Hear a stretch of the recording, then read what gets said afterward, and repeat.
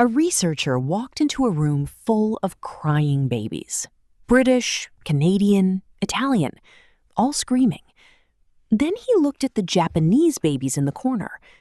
They were quiet, awake, but not crying.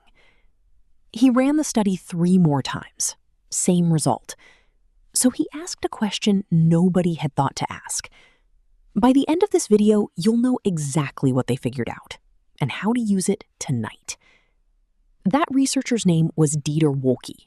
He's at the University of Warwick. And in 2017, his team published something in the Journal of Pediatrics that should have changed parenting books forever. They combed through 28 studies, 8,690 infants, diary entries from across continents, and the data said the same thing. British and Canadian babies cried the most. Italian and Dutch, close behind. American babies, high. At the bottom, Japanese babies, 2% colic versus 34 in Canada. Same species, same biology, different practices. What do Japanese mothers do in the first 90 days that nobody else does? The answer is 2 words, and they're going to change how you see your baby for the rest of. The first word is Amae, pronounced A-ma-e, and it's the foundation of everything else. Picture a baby who knows, before they can speak, before they can even point, that their world is already paying attention. Not after the cry, before the cry. The Japanese have a word for that arrangement, Amae. The psychiatrist Takeo Doi defined it in 1973 as the feeling of being able to depend on another person's love. In Western parenting, the model is reactive. The baby cries, the parent responds. The cost? Distress is required just to get attention. Look at the numbers. Japanese mothers spend roughly 2 hours a week away from their baby in the first year. American mothers, 24. That's the gap between 1 afternoon and 3 full days a week without your baby in arms. Radically different. When the gap between need and response is consistently small, the baby's nervous system never learns to escalate. Cortisol stays lower, heart rate stays steadier, because escalation was never required. Calm doesn't have to be taught, it becomes the default. And yes, before anyone asks, Japan has its own adult mental health challenges. The second word is Mimamoru. It translates as watch and protect, and it changes what you think parenting attention looks like. Think of your baby as broadcasting on a wireless signal, a low-power transmission. Most Western parents are tuned to the wrong frequency. They're only received when the volume goes up, the cry.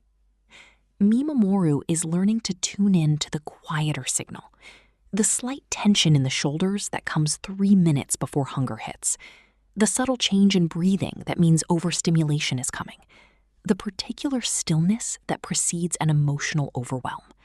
Your baby is always communicating. Mimamoru just asks you to become fluent in a language that has no words.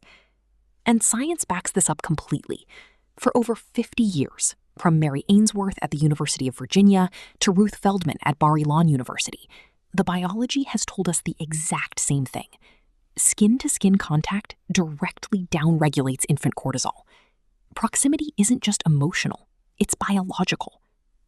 In fact, Harvard's Center on the Developing Child recently stated that the single most common factor for children who develop resilience is at least one stable, committed adult relationship. Decades later, in school, in relationships, in work, that ability shows up, built in the first 90 days, by a mother who watched. And what does that watching look like in a single, repeatable moment? Japan's Riken Brain Science Institute ran the most counterintuitive experiment of the last decade.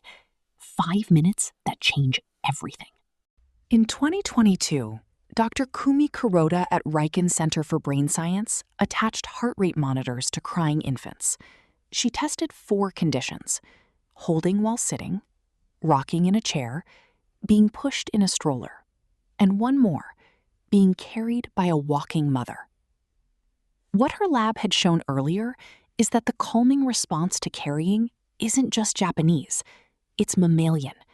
Mice, monkeys, dogs, humans.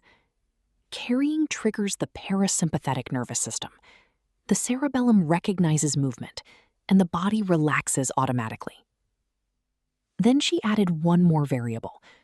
Carry the baby walking, steadily, for 5 minutes. Then sit for 8 more. Here's what she found. 5 minutes of walking calms a crying baby, but only if the baby is crying first. Every single baby in the study stopped crying by the end of 5 minutes. Everyone. 5 minutes of walking. That's it. Not a new gadget, not a sleep training method, not a $200 white noise machine. Here's what to do with all of this. 4 principles, plain enough to use tonight.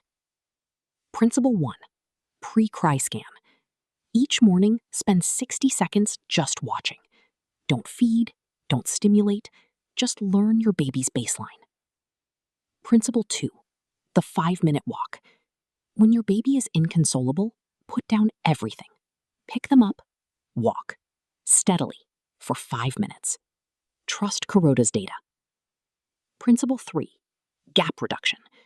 Even shaving 30 seconds off how long it takes you to respond to early signals before escalation changes the whole interaction. Principle 4, the Amae question. Instead of asking, how do I respond to my baby? Ask, what does my baby need before they tell me? That single shift is the whole philosophy in a question. If you do those 4 things, even partially, even imperfectly, what changes isn't only the cry rate. The world becomes predictable, responsive, safe. Now for a quick reality check where honesty matters. Japanese mothers get 52 weeks of paid parental leave. American mothers, federally, 0. The gap between need and response doesn't only live in the family, it lives in policy. Also, about 1 in 10 infants are born with a difficult temperament. Mimamoru isn't a magic guarantee. And for American parents, one vital safety note. Japanese families often co-sleep, but the American Academy of Pediatrics strictly advises against bed sharing under any circumstances. So think of Amae as the principle: warmth, accessibility, immediate response. Room sharing, contact napping, and baby wearing all carry that same principle, safely. That predictability and safety is exactly what Dr. Wolke saw in that quiet corner of the observation room. And here's what I want you to imagine. Picture that corner again. The room is full of crying babies, the quiet ones at the back. Now imagine one of those quiet ones is yours, not because you got lucky with temperament, but because you closed the gap before the cry. A crying baby isn't a broken baby. A crying baby is a baby whose gap between need and response is too wide. Close the gap. Amae. Mimamoru. Watch, anticipate, respond before the cry. That's the Japanese secret. And now it's yours. If this changes how you see your baby, share it with one parent who needs to hear it. Subscribe.